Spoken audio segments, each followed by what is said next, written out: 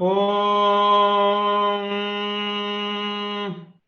सहना भवतु सहनौ भुनक्तु सह वीर्यं करवावहै तेजस्विनावधीतमस्तु मा विद्विषावहै।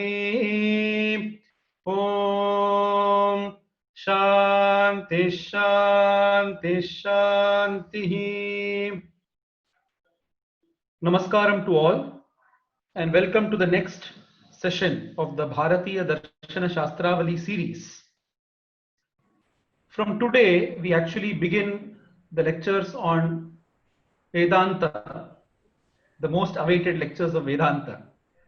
And today we have an eminent speaker with us, Dr. Shakuntala Gowde ma'am.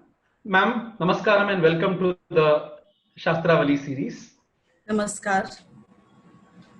Shakuntala ma'am is currently working as assistant professor at the Department of Sanskrit at the University of Mumbai. Her doctoral thesis was on eschatology in Vedic literature compared with Western philosophy. She has several research papers and articles to her credit, published in renowned journals and presented in national and international seminars. She also conducts sessions on film and philosophy for the easy understanding of philosophy through the films, and is also the coordinator for the section of world religion and philosophy for the Marathi Vishwakosha. So ma'am, I'm extremely happy to welcome you to this Shastravali series. Since you're the first speaker of the Vedanta series, it would be great for you to give an introduction into Vedanta for all our listeners and also speak about the Advaita Vedanta or Shankara Vedanta, which is the topic for the session today. So ma'am, over to you. Namaskaram ma'am. Namo Namaha. Gurubhyo Namaha. Shruti Smriti Purananam Alayam Karunalayam Namami Bhagavat Padam Shankaram Loka Shankaram. First of all, I am delighted to speak in the series on Darshanas, that is Bharatiya Darshanas. So it is really great that Chinmaya Vishwavidyapita is hosting such a series. So thank you Subramanyam also for the nice introduction. And now I start with the session on Advaita Vedanta. But because from today onwards, it's a special section in the Indian philosophy, which is on Vedanta. I would like to give some introduction on the Vedanta, and then I will continue with Kevala Advaita Vedanta. So our topic for today is decoding Vedanta with special reference to Shankara Vedanta. First, we have to understand what is Vedanta. The word Vedanta is derived from the word Veda. The etymology is Vedanam Antaha Vedanta. Now, what is the meaning of Anta? Generally, Anta means end.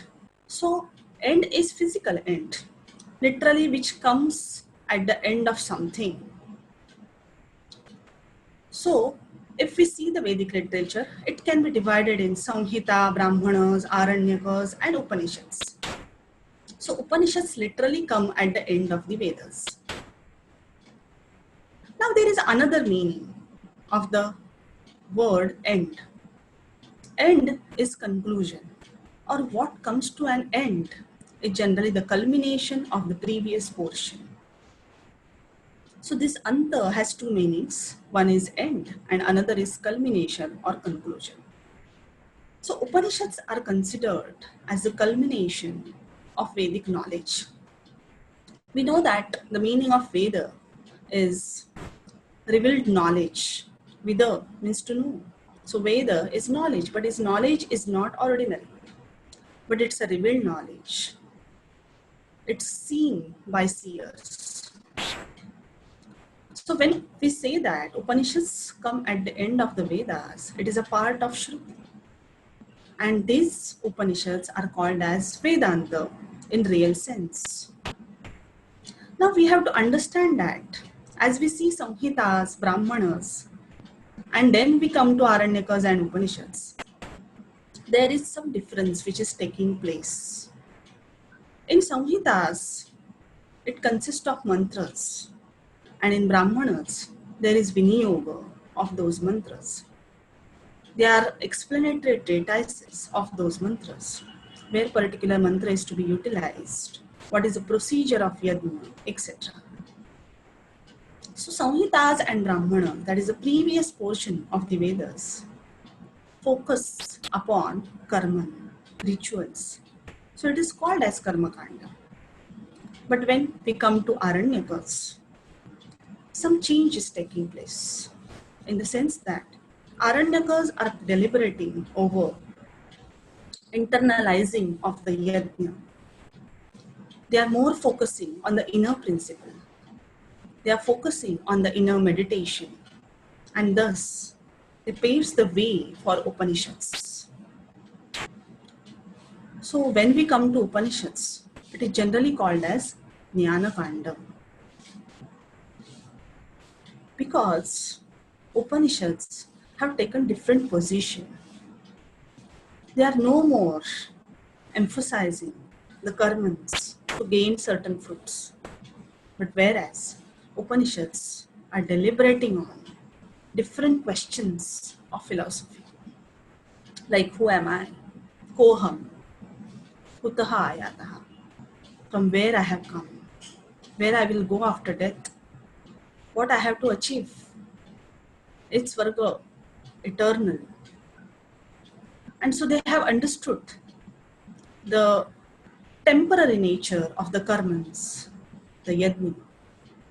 So they clearly say that plavahi ete adrudaha yajna rupaha.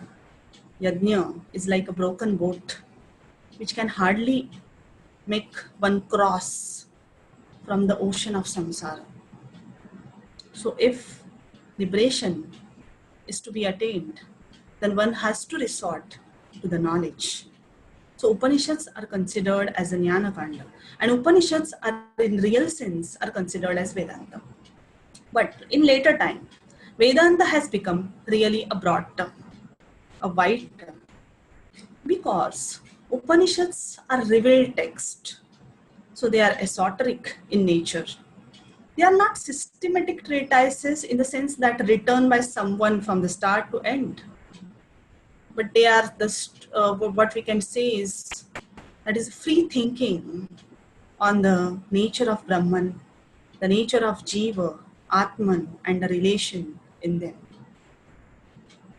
So often when people read Upanishads, they can feel that, oh, whether Upanishads are speaking something contradictory, or we are not able to understand these Upanishads. So Upanishads are often considered as Gudha Vidya. They are mystic treatises. And so there was a need to comment upon Upanishads, to explore the meaning of the Upanishads. So all the treatises which came to explain Upanishads, explore Upanishads, came to be known as Vedanta. So though Vedanta means Upanishads, the term Vedanta is not restricted only to Upanishads. Vedanta, in fact, later on became synonymous with what is called as Uttara Mimamsa. In this series, all must have seen that there are two darshanas, Purva Mimamsa and Uttara Mimamsa. Basically, the Mimamsa means the reflection, investigation, analysis, interpretation. Now, Purva Mimamsa is the investigation into Vedic sentences, which are connected with the previous portion of the Vedas. So, they are ritualistic in nature. Purva Mimamsa is ritualistic nature because its focus is on rituals. Amnayasya kriyarthatvat. That is their central theme. That the meaning of the Vedas is nothing but the karman. Some kriya has to be there. And when that is performed, there is certain fruit. There is some adhikari to that. And so Purva Mimamsa deals with all this matter. That who is the adhikari of particular ritual, how the ritual should be performed, and how rituals are related to each other by Anga and Angi Bhava, etc. But Purva Mimamsa, though related to rituals, has certain principles of interpretations. Therefore, it is also called as science of interpretation. So, Mimamsa is basically a science of interpretation. It is called as Indian hermeneutics. So, when we come to Uttara Mimamsa, it is also interpretation, it is also investigation, examination, and discussion. But it is on Uttara part of the Vedas, that is the later part of the Vedas, which are called as Upanishads. As I said, Upanishads are esoteric in nature. So their meaning needs to get explored. And what is their purpose? And that is actually solved and deliberated by Uttara Mimamsa. So Uttara Mimamsa is equated with Vedanta, is equated with Jnana Kanda as such. Because it is against Amnayasya Kriyarthatvat. Because it is not saying that Vedas are karma para, but it focuses on how Upanishads go towards the ultimate reality, which is called as Brahman. Now, Uttara Mimamsa is considered as one of the Prasthanatrayas. Prasthana is a way to attain the highest Purushartha. And we know that there are Prasthanatrayas, which are Upanishads, Bhagavad Gita, and Uttara Mimamsa. But each has got a special significance. Upanishads are called as Shruti Prasthana because they are the part of Shrutis. This is the revealed knowledge of seers. Bhagavad Gita is called as Smriti Prasthana because Bhagavad Gita is considered as the essence of the Upanishads. And therefore, it is called as Smriti Prasthana. In fact, Shankaracharya says that Samasta Vedartha Sara Sangraha Bhutam, that is Bhagavad Gita. And then when we come to Uttara Mimamsa, it is considered as Nyaya Prasthana. Now, why it is called as Nyaya Prasthana? Nyaya is related to logic. Niyate anena iti. So, the theories which are propounded in Upanishads, facts which are laid down in the Upanishads, are proved on the basis of logic, are actually analyzed on the basis of reasoning. So where Upanishads have just theories or have thoughts about the ultimate reality or the deliberations about the ultimate reality, we can see that in Uttara Mimamsa, that thought or that those theories are proved on the basis of arguments. So there are Purva Pakshas and Uttara Pakshas. And then the particular theory is proved with Yukti. And therefore Uttara Mimamsa is called as Nyaya Prasthana. Now what is exactly Uttara Mimamsa? Uttara Mimamsa is nothing but Brahma Sutras. The basic text is Brahma Sutra. What are these Brahma Sutras? Brahma Sutras, as the name suggests, these are sutras about Brahman. Brahman, which is considered as ultimate reality by Upanishads. So it is clear that the nature of Brahma Sutras is in the form of aphorisms, which are very short in nature, which are formulaic expressions. These Brahma Sutras are nothing but explanation of Upanishads. They are exploring the meaning of Upanishads, which are considered esoteric in nature. And these Brahma Sutras are composed by Badrayana. Traditions considered Badrayana as Badrayana Vyas.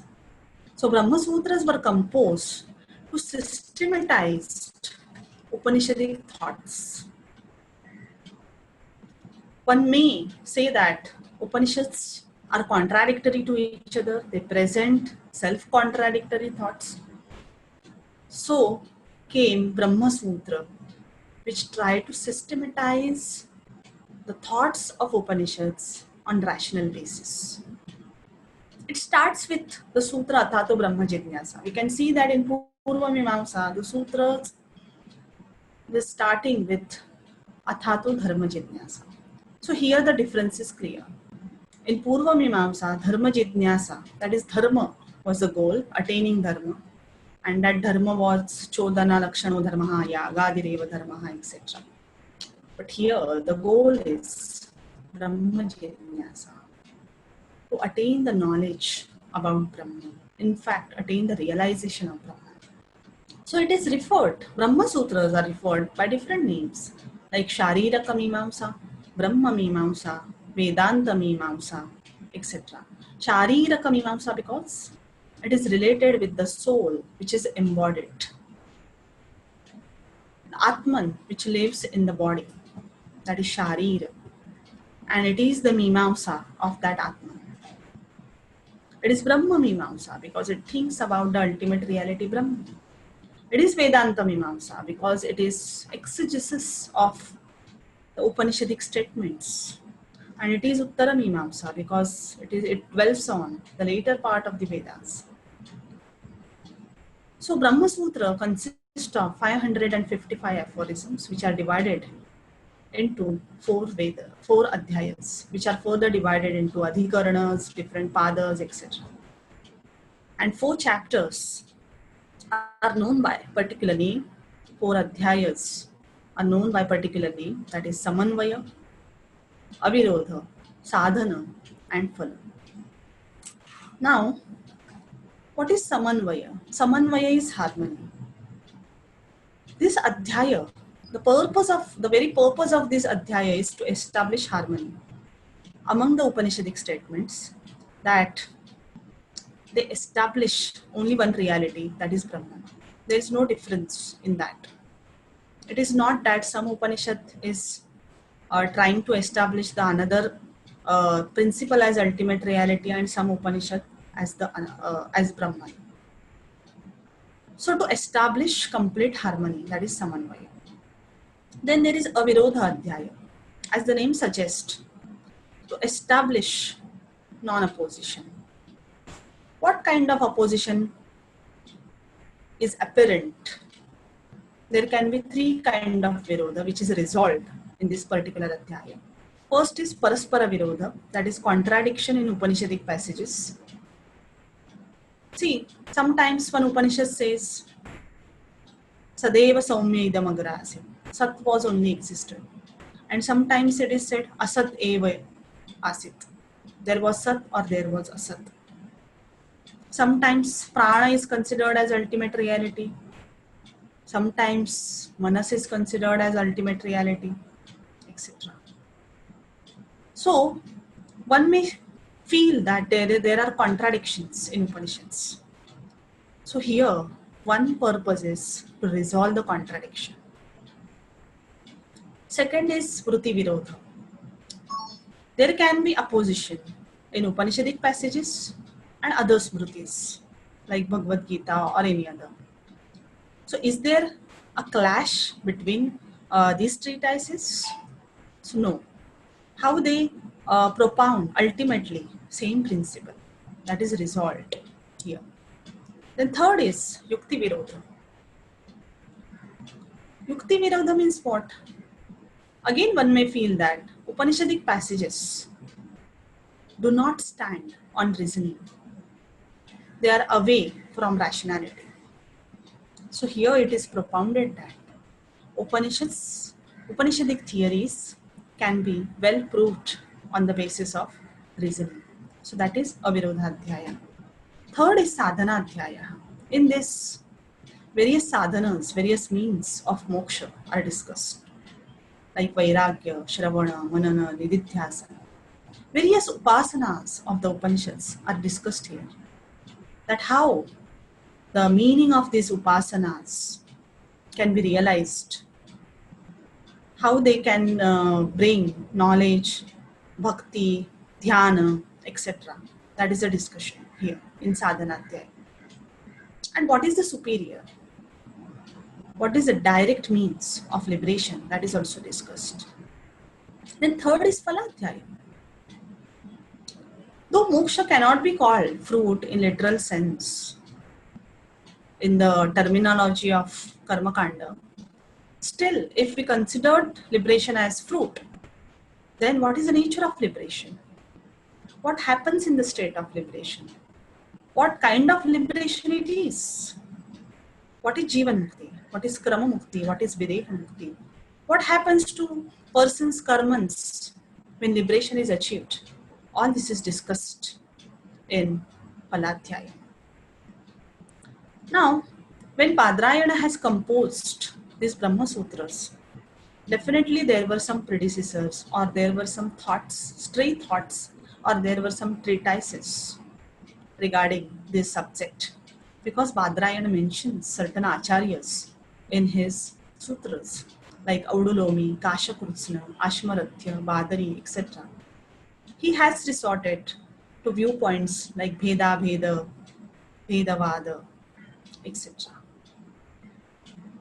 So we come to know that definitely there was a deliberation on the Upanishadic thoughts even before Badrayana.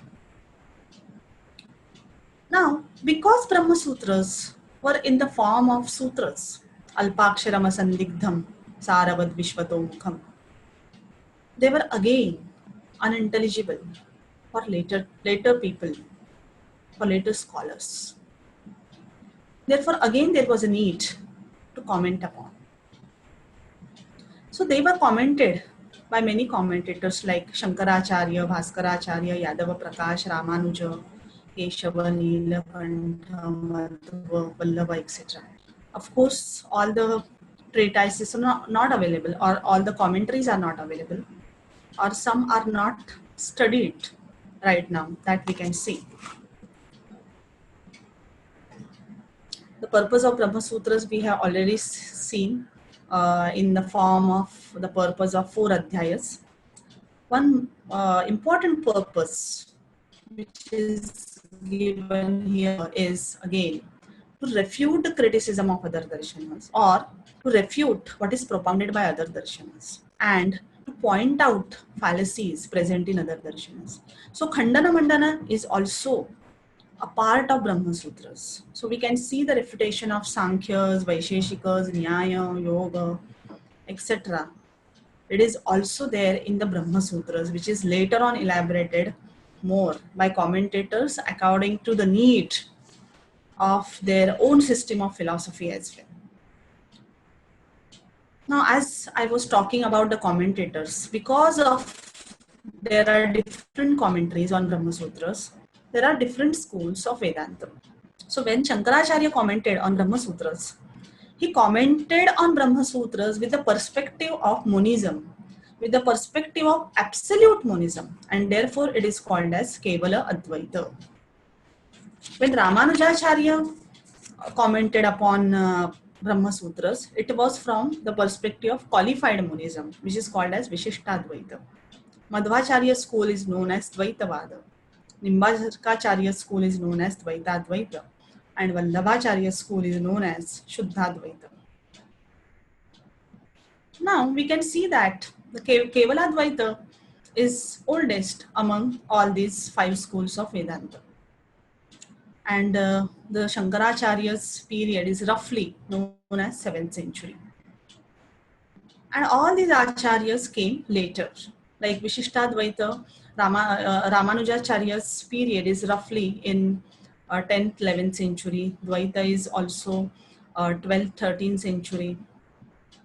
Dvaitadvaita is also belonging to almost 13th century, and Shuddhadvaita belongs to 14th century. So we can see that Kevaladvaita is the oldest. And it became so popular because of the efforts of Shankaracharya that people equate Vedanta with Kevaladvaita Vedanta. So Vedanta is generally equated with Kevaladvaita Vedanta or Shankara Vedanta. And other Vedanta schools are not known as popularly as Kevaladvaita is known to all. Again, Kevaladvaita has got the global appeal, the universal appeal, because of its special philosophy of absolute monism. Whereas other philosophers mainly focus on Vaishnava theology. They are philosophers as well as theologians, because their philosophy somewhere springs from their religious affiliations. They consider Parabrahman as some or the other form of Vishnu, Krishna, etc. This can be seen in their thinking about Pramanas also.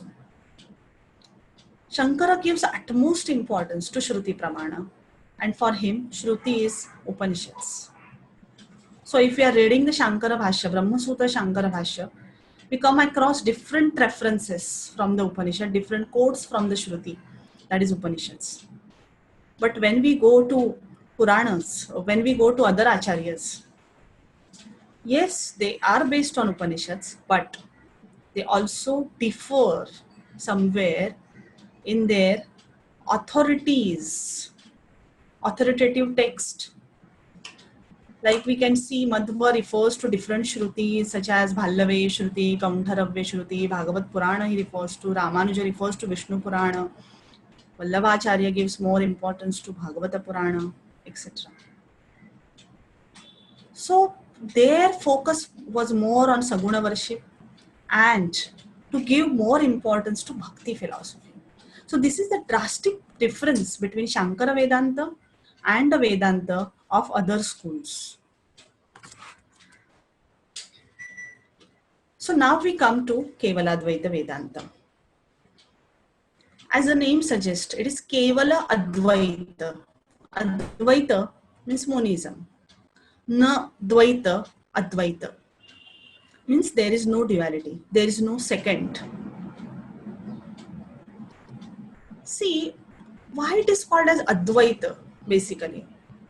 It is not called as one or Ekatvavad or Ekam, because when it comes negation, it is well emphasized that there is no room for second, there is only one. And that is again more emphasized with the word Kevala. That is, it is only one principle, which is ultimately real, that is Brahman. And it is absolute monism because the ultimate reality which is considered by Shankaracharya as true is Nirguna, Nirakara, Nirvishesha. So Shankaracharya's philosophy is based on Gaudapada's early Vedanta school, which is reflected in Gaudapada Karika. Gaudapada Karika is the Bhashya on Mandukya Upanishad. And Gaudapada was the first Acharya, we can say, who systematically have propounded the theories or the thoughts of Advaita philosophy. But they are in the state of, we can say, origin, and certain principles are later on developed by Shankaracharya in very well manner in his Bhashyas, Prakarana Granthas and Siddhanta treatises. So Gaudapadacharya was the pre-preceptor of Shankaracharya. So central text of Kevaladvaita Vedanta are commentaries of Shankara's on principal Upanishads, of course the commentary on Brahma Sutra, that is Brahma Sutra Shankara Bhashya, then commentary on Bhagavad Gita. There are many Prakarana Granthas like Viveka Chudamani, Upadesha Sahasri, Atma Bodha and many more. But still Brahma Sutra Shankara Bhashya has special role to play because there he propounds the philosophy after refuting other established systems in very logical and in very rational manner. So though Shankaracharya is Shruti Sharana Acharya, he has never compromised with the logic, with the tarka, with the rationality. And that we can clearly feel when we read some bhashyas of the later Vedantins. Like we suppose read the commentary of Madhvacharya, he's more resorting to the Shruti Pramana. But sometimes he doesn't take pain to prove it on the rational basis. But Shankaracharya has given equal, or we can say more importance to Tarka while proving it, but ultimately says that Tarka cannot go beyond Shruti. Shruti is the ultimate Pramana. But he is at his best while showing all the Shruti theories on the basis of reasoning. So to propound his own philosophy of Kevaladvaita, he writes the Prastavana, he writes the beginning for the Brahma Sutra Shankara Bhashya commentary, and that is called as Adhyasa Bhashyam, which is very important because Adhyasa is at the basis, we can say, of all the ignorance. And if the concept of Adhyasa is understood, then only Kevaladvaita can be understood in totality. And so Shankaracharya's main aim is to reconcile Upanishadic statements which seems contradictory, but he comments from the perspective of Munism. That we have to understand. Now, as I said, it starts with the sutra Athato Brahma Jitnyasa. It starts with the word Atha, which means now. So now implies that there should be something before. So that is resolved by Shankaracharya, that what can be there before Brahma Jitnyasa? Can Dharma Jitnyasa come before Brahma Jitnyasa? So is it that one has to be study Purva Mimamsa and then only one can study Uttara Mimamsa? Is it so? So Shankaracharya says no. Dharma Jitnyasayaha pragapi adhita Vedantasya Brahma Jitnyasa upapattehe. There is totally drastic difference between Dharma Jitnyasa and Brahma Jitnyasa. Karman and Jnana are totally different from each other. So how can one say that Dharma Jitnyasa should be prerequisite of Brahma Jitnyasa? So it is not possible to say that. Now what is that difference exactly? First is the difference in fruit. Abhyudaya Phalam and Nishreyasa Phalam. What is the fruit of Karma Jitnyasa, Dharma Jitnyasa? That is Abhyudaya. What can be attained by performing karmans? Abhyudaya.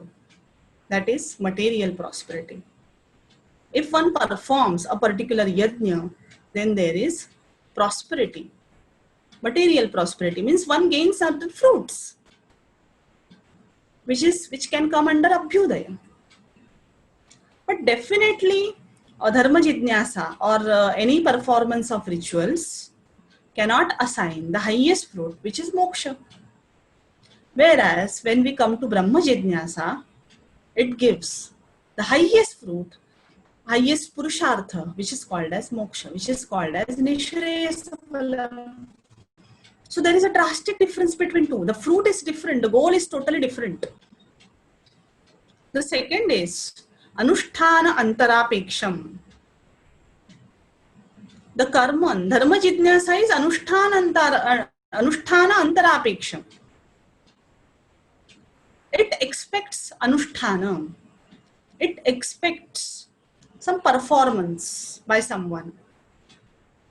So if we take the example of Yajna, the performance of the one who is doing that particular Yajna definitely matters. How that is performed, that matters. And that will reflect in the fruit.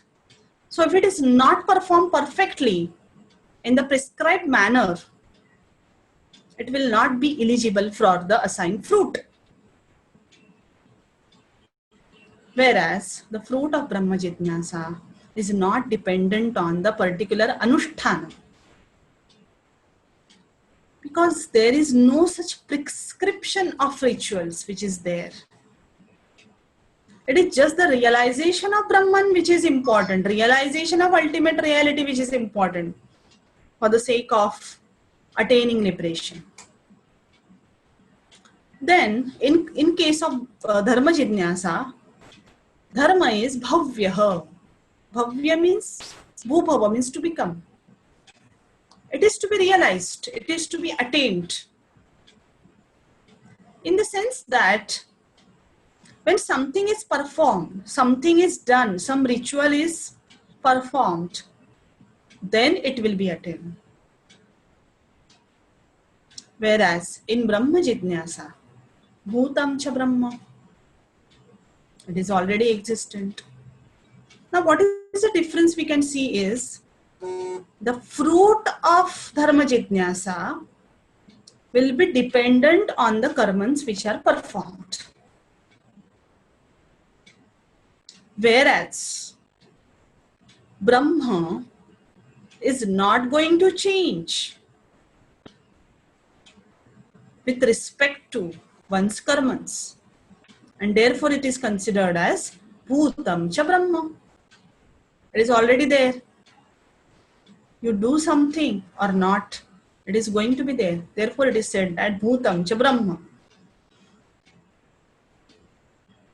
Then Karma is Purusha Vyapara Tantram. Dharma Jidnyasa is Purusha Vyapara Tantram. Dependent on Purusha Vyapara. Dependent on the Vyapara, that is the behavior or the performance of the Purusha. Here it is not Purusha Vyapara Tantram, because the fruit is not dependent on the Purusha, not dependent on the rituals which are performed. Dharma Jidnyasa may have different vikalpas, utsarga and apavada. If we study Purva Mimamsa, we will come across that. There is some samanya kind of ritual or samanya kind of niyama, general rule. Then there are certain exceptions.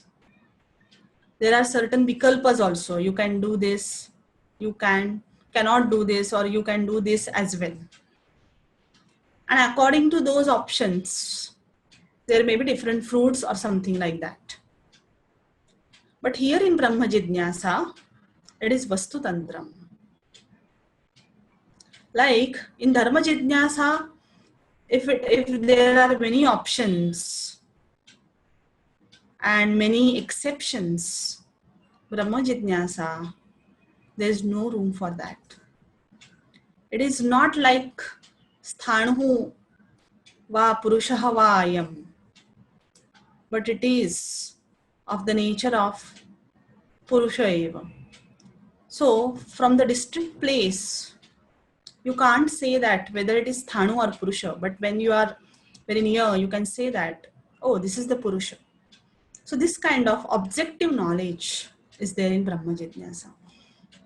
So basically, two are very opposite in nature, Dharma Jidnyasa and Brahma Jidnyasa. So Dharma Jidnyasa, or we can say Purva Mimamsa, cannot be prerequisite of Brahma Jidnyasa. It cannot be said as, compulsory study in order to inquire or to know Brahma Jidnyasa. Natu tatha brahmanaha upasana vidhisheshatvam sambhavati ekatve heyopadeya shunyataya kriya karakadi dvaita vijnana upamarda upapattehe. In case of Brahman, there is no vidhisheshatva. In case of karmans, there is Shesha Sheshi Bhava. If we take the example of Darsha Purnamasa, there will be many rituals which are part of Darsha Purnamasa. And after performing them, only Darsha Purnamasa will get completed. So there is Shesha Sheshi Bhava, Vidhi Sheshatvam. So like that, in case of Brahman, there is no Upasana Vidhi Sheshatvam. Upasanas cannot be taken as the rituals to attain the Brahma Jnana, because Ekatve, because Brahman is one. Heyopadeya shunyataya. There is no heya and there is no upadeya. Nothing to be discarded and nothing to be accepted. Kriya Karakadi Dvaita Vijnana. There is no room for Kriya, Karaka, etc. Dvaita. There is no Adhikari. There is no particular Kriya which is to be performed and there is no something fruit to be obtained. So such Dvaita doesn't exist in Advaita Vedanta, or particularly in Brahma Mimamsa, Brahma Jidnyasa or Brahma Jnana. And because there is no room for Dvaita, there is no room for Dharma Jidnyasa, there is no room for all the rituals which are actually based on Bheda Jnana.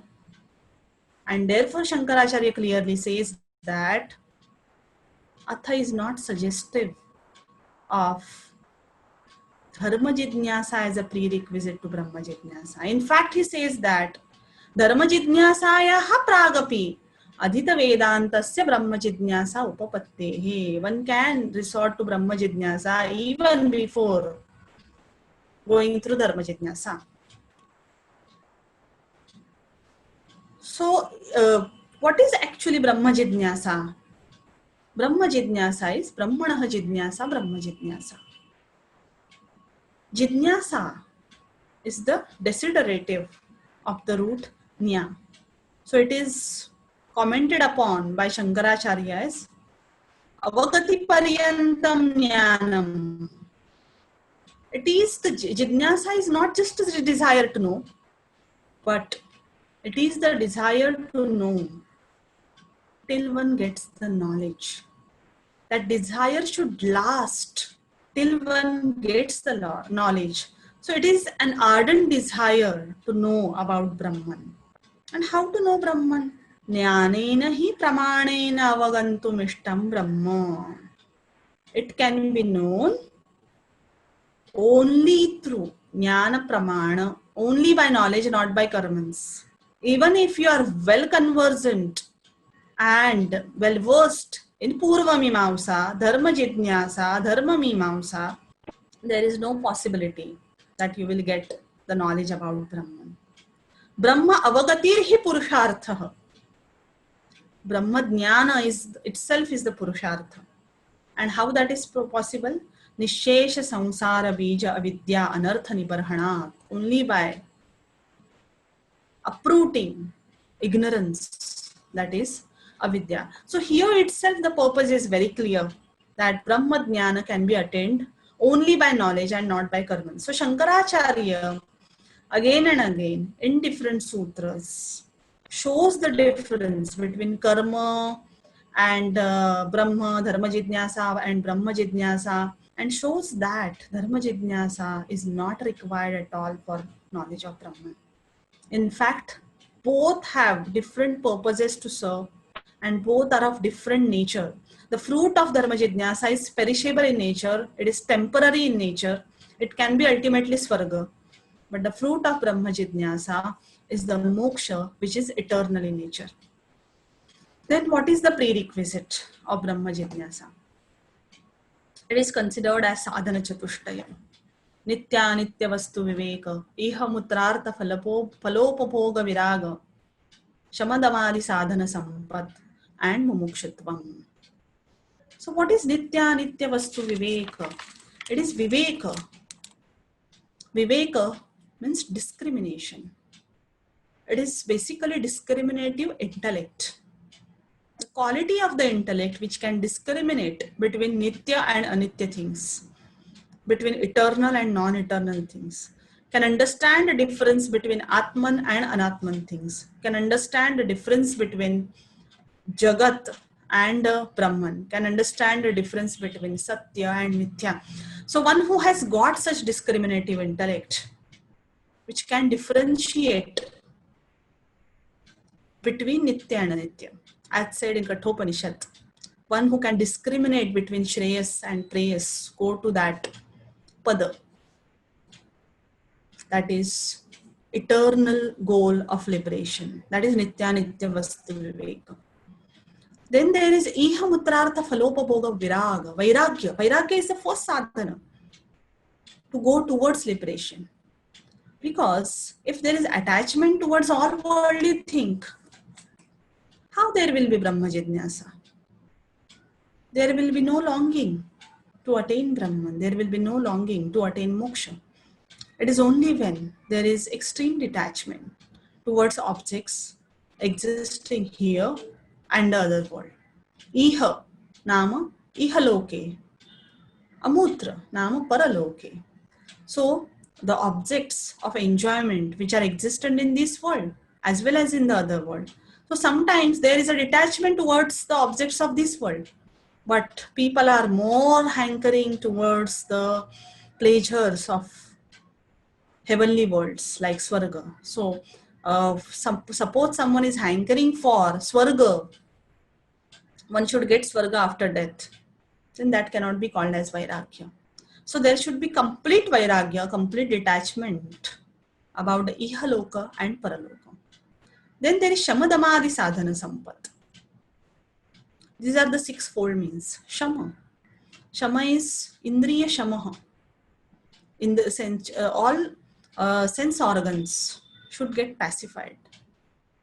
They should not feel attachment towards object. And therefore they are self-controlled. That is Dhamma. Uparati. There is a complete ceasing of sensual activities. Upa plus Rama means to stop. Indriyas are no more active in the sensual pleasures.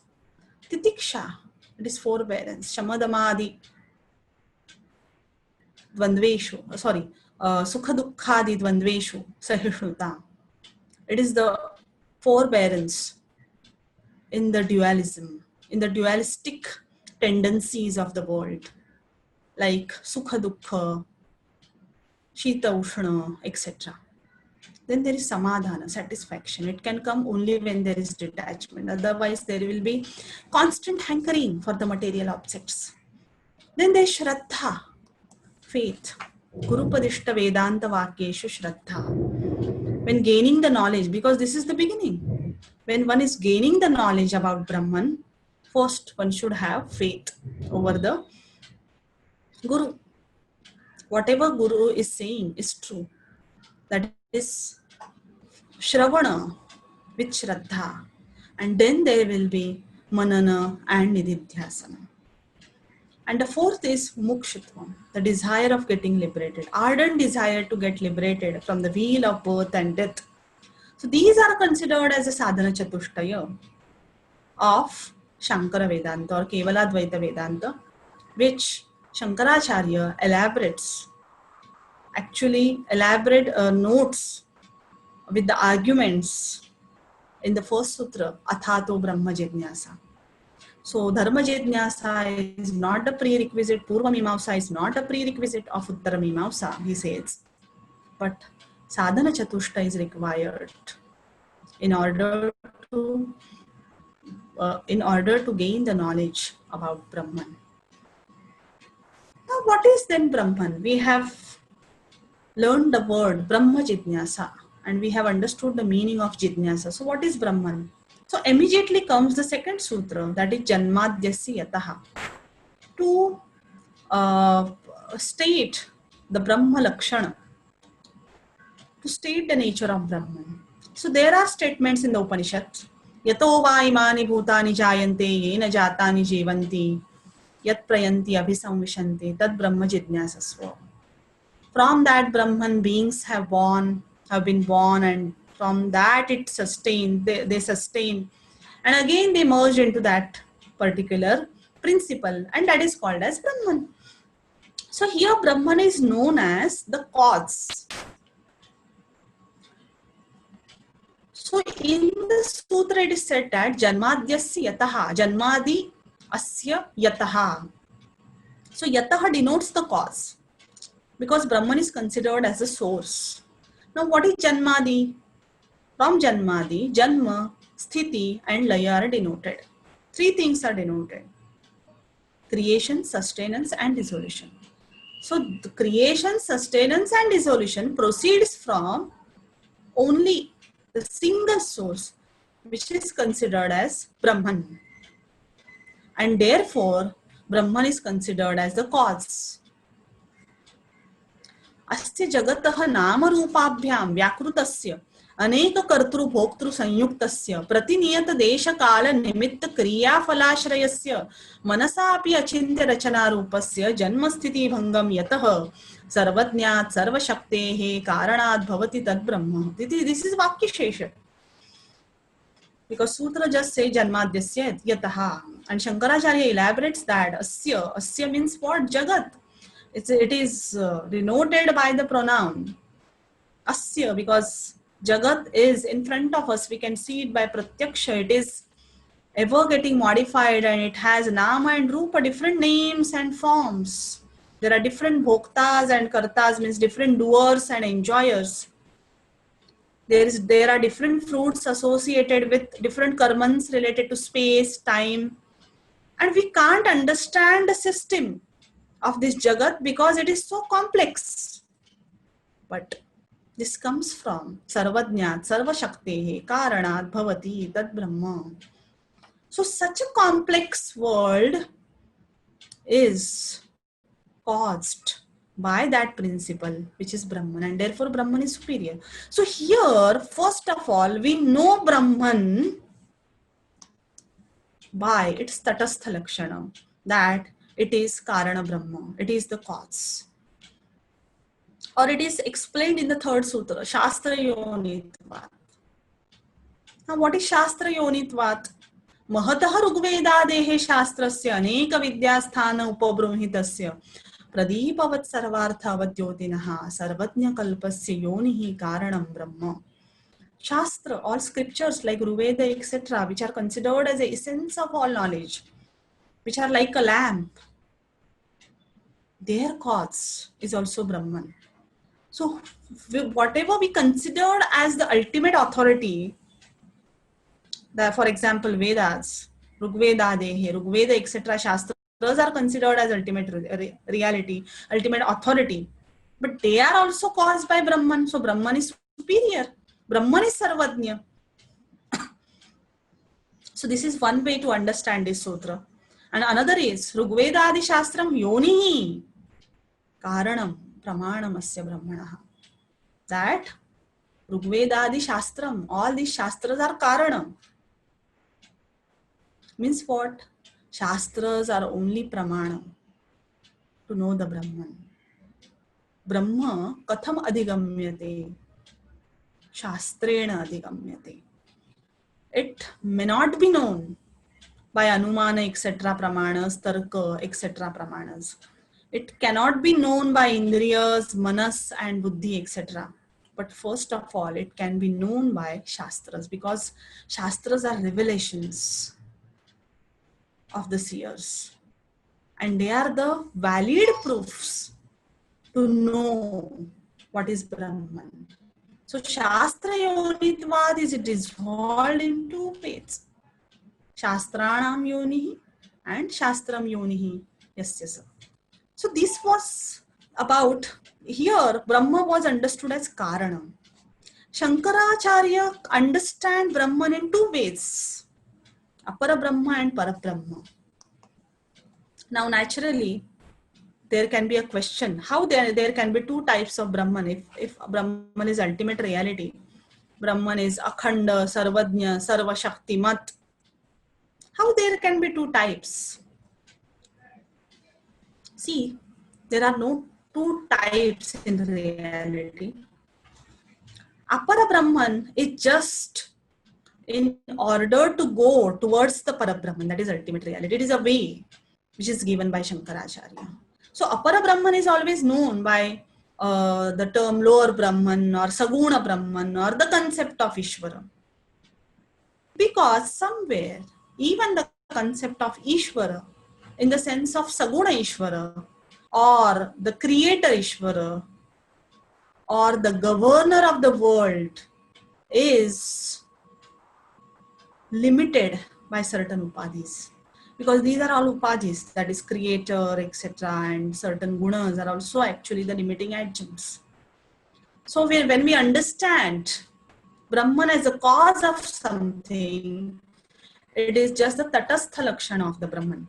So Ishvara, comprised of all auspicious qualities which creates the world, sustains and dissolves, is nothing but Apara Brahman. Because otherwise, why the Brahman will create? Brahman is Purana. It is Kutastha Nitya. It is Atma Kama. So there is no need to create as well. So these are not two types of Brahman. But Apara Brahman actually exists only when we understand the existence of world. Or because we understand the world, because we know the world and we consider the world as real, we have to understand the creator of that world. And there is a necessity of this Apara Brahman, who is the creator. But when we understand only that Brahman exists, there is nothing which is beyond this Brahman. Then we understand that how even this world can exist. It is similar to, or we can say that is similar to the, or it is elaborated the philosophy of Gaudapadacharya, where he says, Na kinchit jayate, ajativada, nothing is born. Because as far as we say that something is born, something will have end. And that creator also will be limited by certain upadhis of having creatorship, and there are chances that it may have some another creator. So it leads to the fallacy of Bijankura Nyaya, what is first. So the existence of Apara Brahman is understood only when there is world. And world exists only on Vyavahariki Satta. And that level, Apara Brahman definitely exists. So Shankaracharya has not opposed Saguna Brahman. In fact, he has included Saguna Brahman in his philosophy as far as world is concerned, as far as jivas are concerned. But on transcendental level, Vastutaha tu Aparam Brahman asti. On transcendental level, only Brahman exists, that's it. There is no scope to second. So where there will be scope to the world and where there will be scope to Apara Brahman. So what is the Apara Brahman? It is the sole reality. The word Brahman is not indicative of any god like Brahmadev, Brahma or something like that. But the word Brahman simply suggests all pervasive reality because it is derived from the root Brahma. Astitavad Brahma Nitya Shuddha Buddha Mukta Swabhavam Sarvajna Sarva Shakti Samanvitam. It is Nitya Shuddha Buddha Mukta Swabhavam. It is omniscient, omnipresent, omnipotent, etc. It is Nirguna, Nirakara, Nirvishesha. These are the qualities of Parabrahma. Again, the word qualities is problematic to describe Parabrahman because these are not actually the qualities. We can say this is the Swarupa Lakshana of the Brahma. Very nature of Brahma, not the Tatastha Lakshana. Satyam Jnanam Anantam Brahma Nitya Shuddha Bhukta Mutta Swabhavam Brahma. Because Satyam, Jnanam, Anantam are not the qualities of Brahman, but they are the very nature of Brahman. So Satya means what? The word Satya is derived from the root Asa, means to exist. So Brahman exists. That's it. It is not the quality of Brahman. Then why the word Satya is used to describe the Brahman? To exclude the things from the definition of Brahman which are not Satya, which are not existing. So Satya suggests Satyetara Vyavruti. It excludes the things which are not existing. For example, Jagat will get excluded because Jagat is not existing in past, present and futures. It is having some Adi and some Anta. Or the things which are included in Jagat are temporary in nature. Similarly, Jnana is not the quality of Brahman. Jnana is the very nature of Brahman. Because if Jnanam is considered as a quality of Brahman, if we say Jnana Mayo hi Brahma, then there is a chance that Brahman will have slightest of ignorance, but it is not possible. Brahman is equal to Jnana. Similarly, Brahman is Ananta. So these are not the features, not the qualities of Brahman, but the very nature of Brahman. Therefore, they are called as the Swarupa Lakshana. So how to describe the Brahman if there are no qualities? It cannot be described, and therefore it is always described in the terms of neti neti. Ananavam, asthulam, arasvam, adirgham, ajam, avyayam, arupam, agunam, avaranakyam, etc. It can be described what it is not. And then we come to what is left, that is maybe mere consciousness. That is Brahman. Nitya Shuddha Bhuktha Mukta Swabhavam Brahma. So that is Swarupa Lakshana of Brahma. So Brahman is transcendental in the sense that it is beyond the limitations of the world. There cannot be any difference in the Brahman at all. It is free from Swajatiya and Vijatiya and Swagata Bheda. It is the whole. It is Akhanda. So there cannot be any parts in Brahman. This is very important to understand, that there cannot be any parts.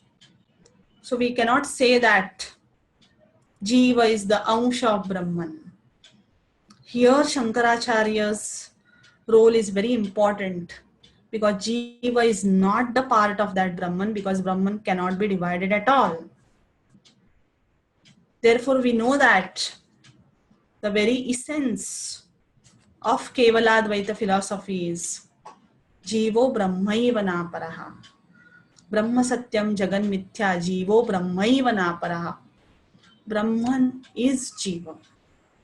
So to say that Brahman is part, Ansha, reflection, etc. of Brahman, Jiva is reflection of Brahman, will be erroneous. Now, then why the concepts like Jagat, Jiva proceeds? So Shankaracharya established the concept of Adhyasa for that. Because of Adhyasa, the concepts or the Jagat, Jiva, etc. is possible. What is Adhyasa? Adhyasa is superimposition. It is to superimpose. Superimpose the object which is not that. So it is well explained with the illustration of Rajju Sarpa, rope and snake. When one goes in a room which is pervaded by darkness, one just screams out of fear, oh, it is a snake. And then one comes and switch on the light. Then one understands, oh, it was not a snake, but it was just a rope. So what has happened is, it is avabhasa. It is not real knowledge. It is erroneous knowledge. It is abhasa. Where? Paratra. Paratra means somewhere else. Means if Sarpa was seen at the place of Sarpa, then it would have been valid knowledge. But Sarpa is seen at the place of Rajju.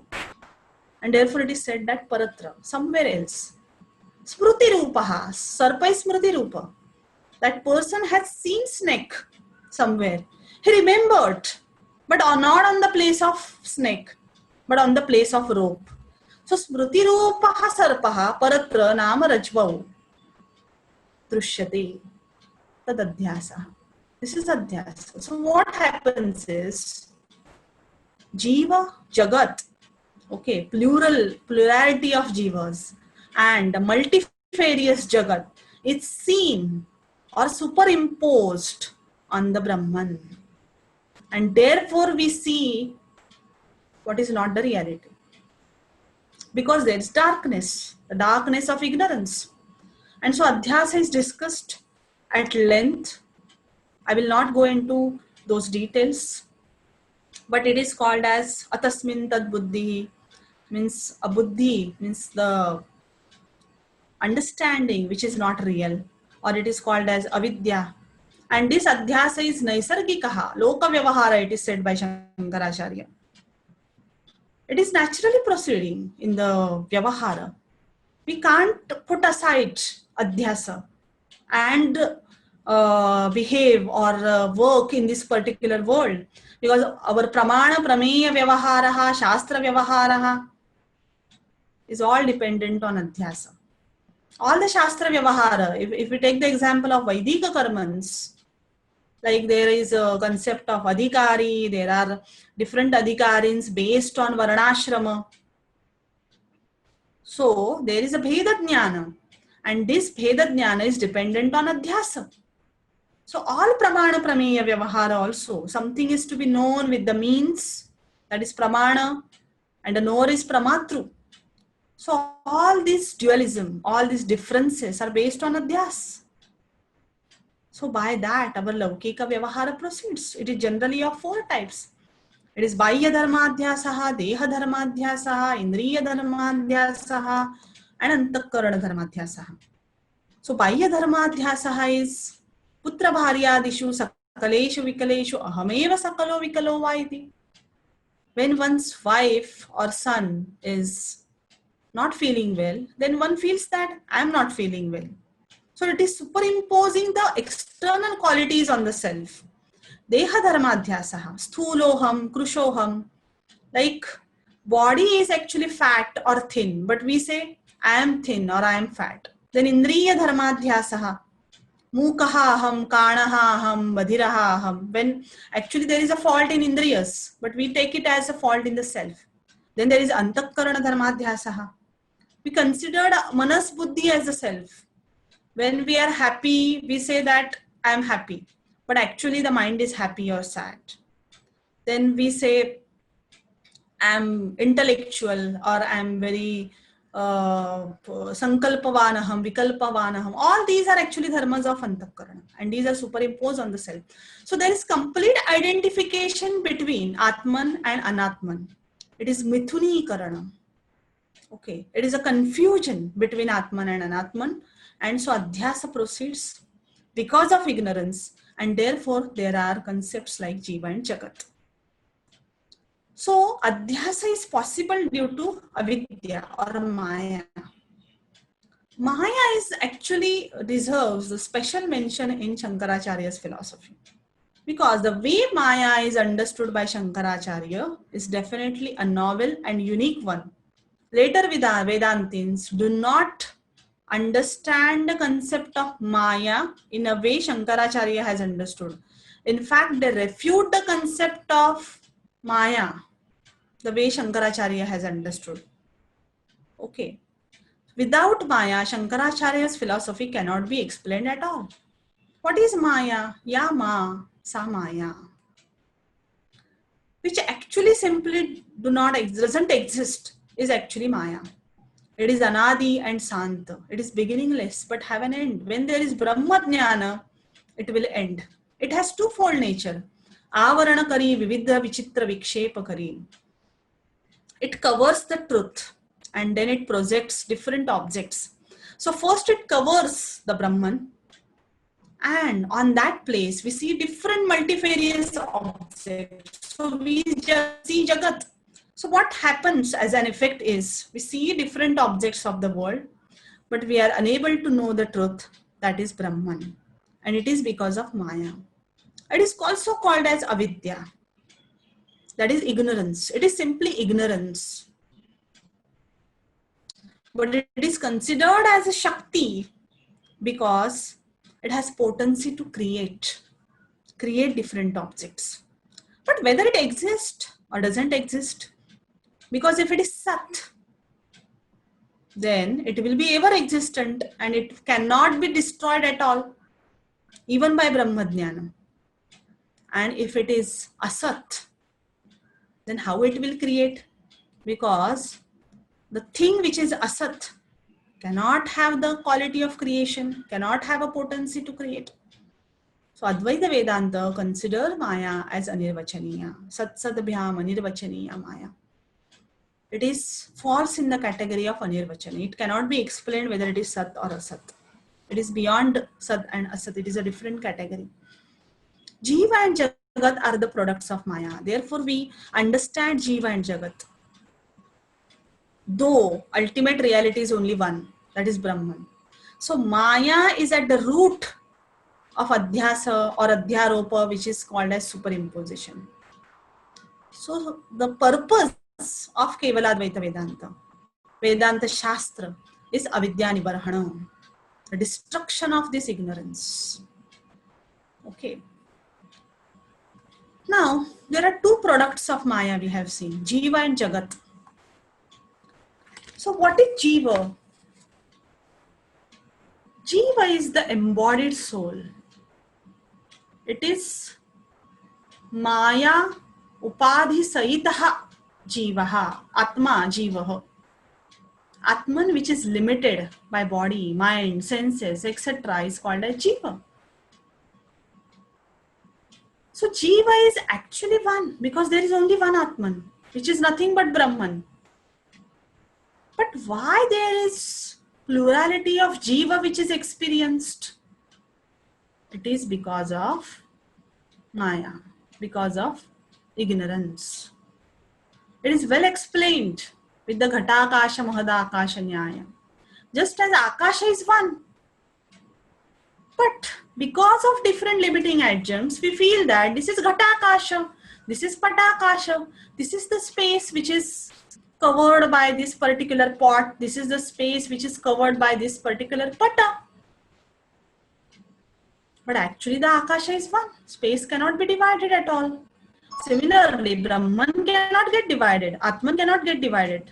But Jiva looks different because of different limiting adjuncts, different bodies, and there is association of mind, senses, etc.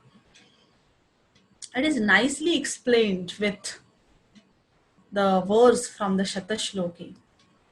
Kaschit kitaha kathanchit patumati matihi abhitaha kantakanam pukiram kurvan stenaiva sakam vyavaruti vidhaye cheshtate yavadayu tadvat jivopi nanacharita samuditaihi karmabhihi sthula deham nirmaya atra eva tishthan anudina amuna sakam abhyeti bhumam. What happens is, there is some kita, some insects. What he does is, with the help of kantakas, with the help of the thorns, he creates his own house and then keeps on moving around his own house and considers that as his own world till he leads this life. Tadvat Jiva api. Similarly, Jiva also Nana Charita Samuditaihi Karma Bhihi, with the help of karmans, compose the body, which is considered as Sthula Deha, because Sthula Deha cannot be formed without karmans. So with the help of karmans, he forms the gross body and dwells around that, or all the vyavaharas, all the workings related to that body are considered as real. Similarly, we considered this body, association with the body, as real. And that happens due to Maya. So it is the Jiva which is embodied soul. So one has to understand that Jiva is actually limited by body, mind, senses, etc. Or it is limited by three states, which are considered as Jagrat, Swapna and Sushupti. And when one can go beyond is when there is understanding that I am different from the body. When there is real understanding about the Atman, one has to understand that Atman is different from the Jiva. It is said in Vakya Vritti, Ghatadrashta Ghatat Bhinnah Sarvathana Ghato Yatha. That Ghata is Bhinna and Ghatadrashta is Bhinna. So there is difference between Jiva and Atman. If Jiva is Ghata, so the body, mind, etc., if they are considered as Ghata, there's different Drashta, seer. Deha Drashta Tatha Deho Na Ahamiti Avadharayah. So understand that I'm not Deha, but Deha Drashta, that is Atman. Similarly, it is nicely explained with the illustration in the Shatashloki. Svikurvan Vyagravesham Swajathara Prutaye Bhishayanscha Mugdhan Matva Vyagroham Itham Sanarapashu Mukhan Badhate Kimnu Satvan. Suppose for the sake of drama, one takes the Vyagravesha, that is of a tiger. Then is it that one, frightening others also devours all those innocent people to satisfy the hunger like a tiger? No, that Vyagravesha is just for the sake of drama. Similarly, if one takes the Stri Vesha, that is the attire of woman for the sake of drama, then is it that that person, he wishes for the husband as well in real sense? No, because that Stri Vesha was just for the sake of drama. Tadvat Shariraha Atma. Similarly, that Atman is not the Jiva. That Atman is different from the Jiva. Atman is different from the body, mind, and senses. Tadvat Sharira Atma Pruthak Anubhavataha Dehataha Yat Sa Sakshi. So that Atman is actually Sakshi, which is there in the waking, dream, and deep sleep. So the real nature is different from the Jiva, which is limited. The real nature of the Atman is the state of Turiya, which is not the Jagrata, Swapna or Sushupti. Because in Jagrata, it is a complete state of Sukha Dukkha Moha because of multifarious objects seen in the world. Swapna is same as Jagrata because there is a reflection of the same object seen in the waking state.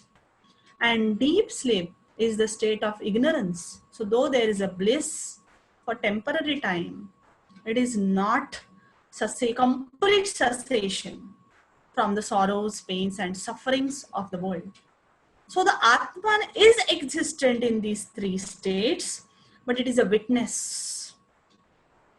It is, as it is said in Dashashloki, na bhumir na toyam na tejo na vayu, na kham nendriyam va na tesham samuhaha, anaikantikatva sushupti eka siddha, shivak kevaloham, shivak kevaloham. So it is it is not the bhumi, toya, etc., means all those pancha mahabhutas are negated. It is that which is there in Sushupti. But in Sushupti also, it is a limited state. So the real nature of Atman is in the state of Turiya, means which is beyond these three states. So Jiva is limited by Jagrat, Swapna and Sushupti. We can say that Jagrat, Swapna, Sushupti, Avasthavan Jivaha. Whereas Atman is free from Jagrat, Swapna and Sushupti. So that is the real nature of Atman should be known, and that is considered as knowledge by Shankaracharya, because Shankaracharya considered that Jnanadeva Kaivalyam. Only Jnana can leads to liberation. Jnanadeva Mokshaha. So what kind of knowledge is required? It is Atma Jnana. It is Brahma Jnana. Understanding that Atman is Brahman, Aham Brahmasmi, with the Upadesha Tattvamasi. And for that, one has to understand that I am different than body, mind, senses, etc. So eradicating this avidya, eradicating the adhyasa, because often we are understanding that I am the mind, I am the senses. So when there is complete eradication of this erroneous knowledge which arises due to ignorance, then there is Atma-jnana. So Jiva is the product of Maya, product of ignorance. Because of limiting adjuncts, there is appearance that Jivas are multiple in nature, but actually Atman is one. So Jiva, the body, etc. are just upadhis. Now what is Jagat? The word Jagat is derived from the root Gama. Gama means to go, which is going continuously, which is changing continuously. Now, Brahma Satyam Jagan Mithya is the Siddhanta of Kevaladvaita Vedanta. And often there are criticisms over Shankaracharya's Kevaladvaita, that how we can consider Jagat as unreal, how it can be false. So word Mithya has to be understood very clearly. Why Shankaracharya considered this Jagat as Mithya?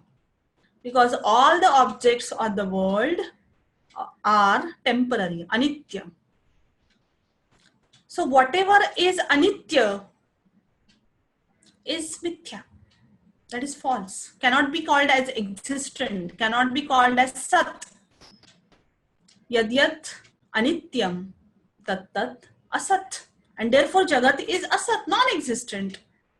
And if it is non-existent, how we can say that it is existent for some time, it has begun at certain point of time and it will end at certain point of time? It is asat, means it is not existent at all. So it is mithya. But then why we experience the Jagat as the effect of adhyasa, as the effect of superimposition, because of erroneous knowledge, because of Maya? Then there is no Jagat which is existent at all. We can say it is existent, but only on Vyavaharika level, as far as Vyavaharika level is understood. Because Shankaracharya has considered Sattatraya Siddhanta. There are three levels: Vyavahariki, Pratibhasiki and Paramarthiki. So at Vyavaharika level, Jagat is definitely real.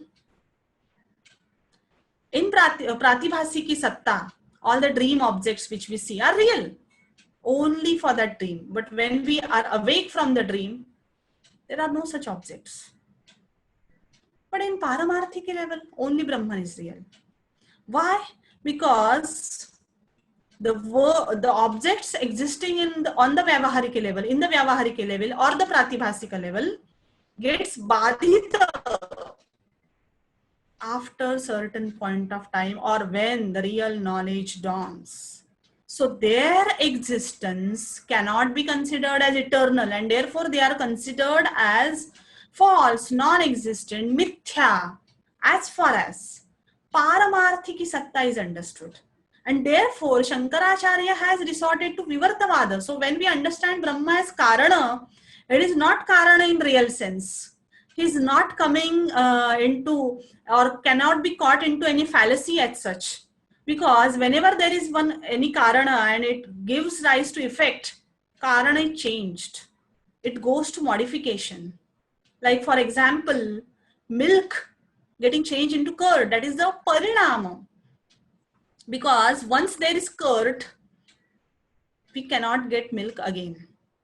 That milk actually is destroyed in order to give the effect as dadhi. So is it same? No.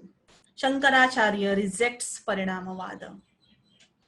And this point is to be, compared with other Vedantins and other Darshanakaras as well. Because Jagat is considered as the Vivarta. He resorts to Vivartavada. It is like Taranga Budbuda Nyaya.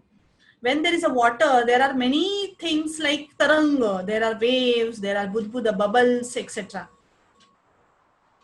These bubbles come and go, but there is no modification in water as such. So similarly, Jagat and Jiva are like those bubbles, or like those tarangas or the waves on Brahman. But Brahman is existent, kutastha, nitya, without any modification at all. So in that way, Jagat is the Vivarta, of the Brahman. So what is the moksha is, which can be attained with jnana. Knowledge is the ultimate means to moksha. Other means may be helpful, but without knowledge, without Atma Jnana or without Brahma Jnana, it is not possible. And this Jnana is not just theoretical knowledge, but it is the experiential knowledge. It is the revelation, it is the sakshatkar. So, anubhuti janyam jnanam eva, moksha sadhanam. And what is moksha? Moksha is freedom from samsara. It is only possible with the knowledge and not by other means. It is not prapya, utpadya and samskarya. It cannot be said in Kevaladvaita terms that I have to attain moksha. Because moksha is always there. Atman is always there. Then what we have to attain? We have to just eradicate the ignorance. To realize that very self which is in me. Like the one lady who has a necklace in her neck, but she forgets and she keeps on searching everywhere. And then someone comes and shows a mirror to her, and then she realizes, oh, it is with me. Similarly, when one realizes that I am Brahman, Brahmasmi, reality is not in the external world, but it is me, then that is moksha. And that moksha is a kind of sayujya mukti. Brahmavid brahmaiva bhavati. When one realizes that I am Brahman, at that time there is moksha, there is liberation. One doesn't have to wait for the, what we can say, the death of the body, the destruction of the body. One can get liberation even while living. Shankaracharya accepts Jivan Mukti. There are examples, there are description of Sthita Prajna in Bhagavad Gita. It is nothing but the description of Jivan Mukta. Sadhya Mukti is possible. It is the immediate liberation. Immediately when one realizes that I am Brahman. And it is the mukti kind of Brahmavid Brahmaiva Bhavati, means becoming Brahman, getting merged into the Brahman, not having any different identification. That is the moksha of Shankaracharya, to get merged into Nirguna Brahman. So even if one attains Saguna Brahman, one gets into the different lokas such as Vishnu Loka, Shiva Loka, Goloka, etc. That is Krama Mukti, because still one has to attain that Brahman. One has to get merged into the Brahman, and that is ultimate moksha for Shankaracharya. So here I stop and hand over to Subramaniam.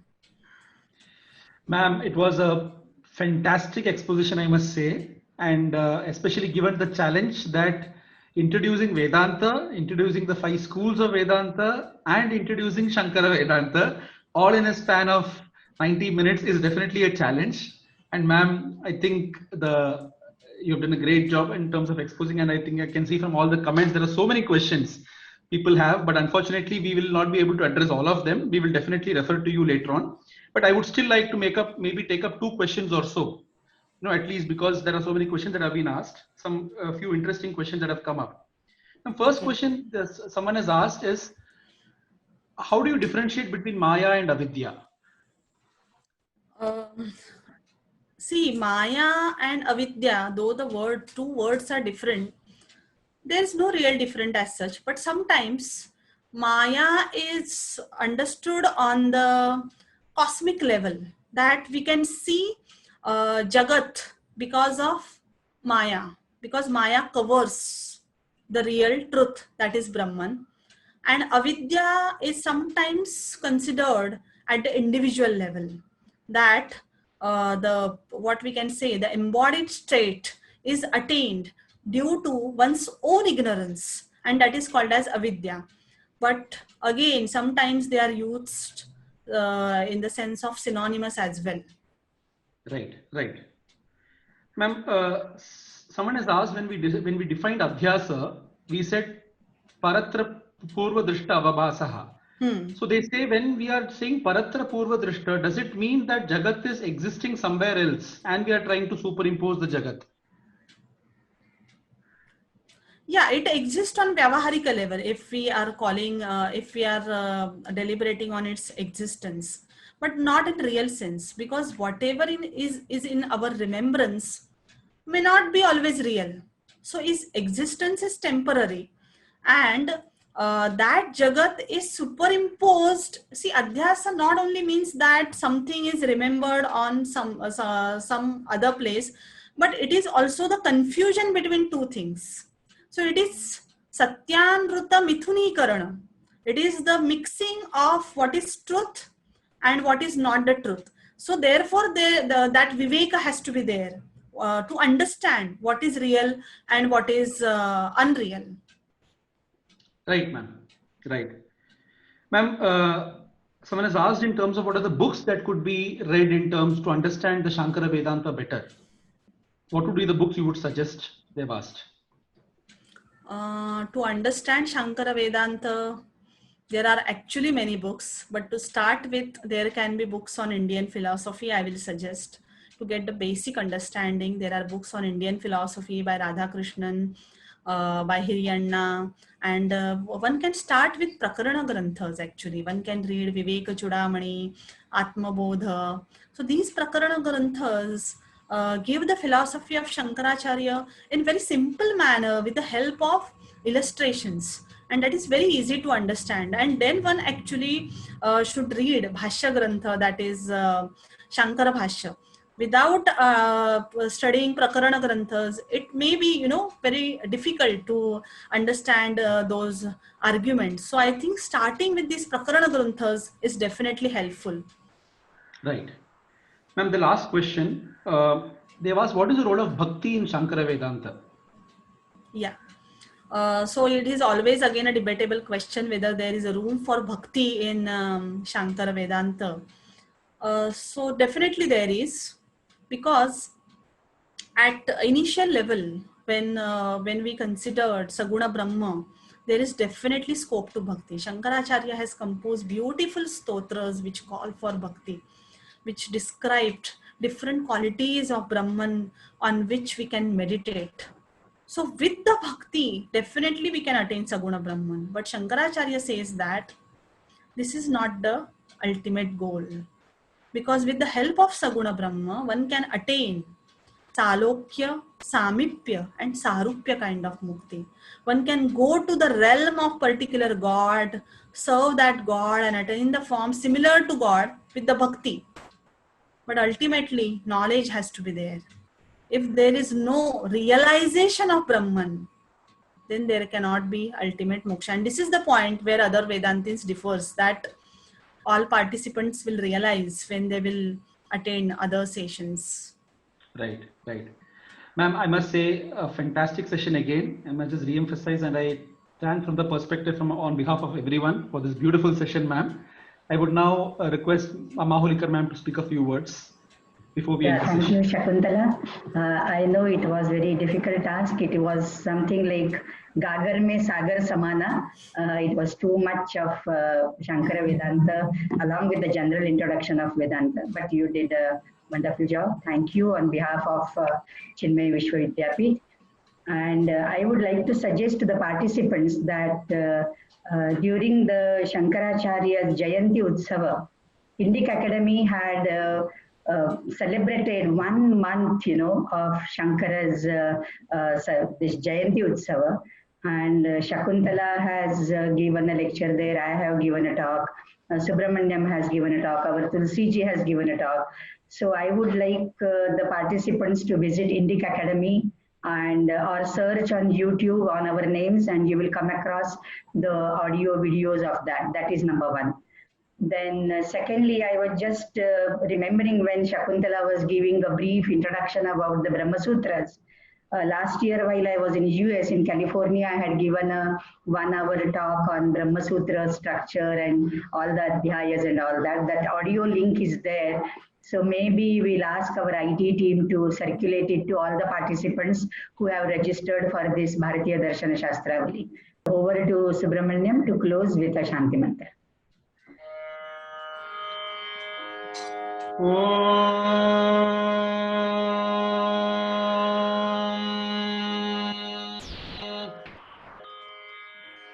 असतो मा सद्गमय तमसो मा ज्योतिर्गमय मृत्योर्मा अमृतं गमय ॐ शान्ति शान्ति शान्तिः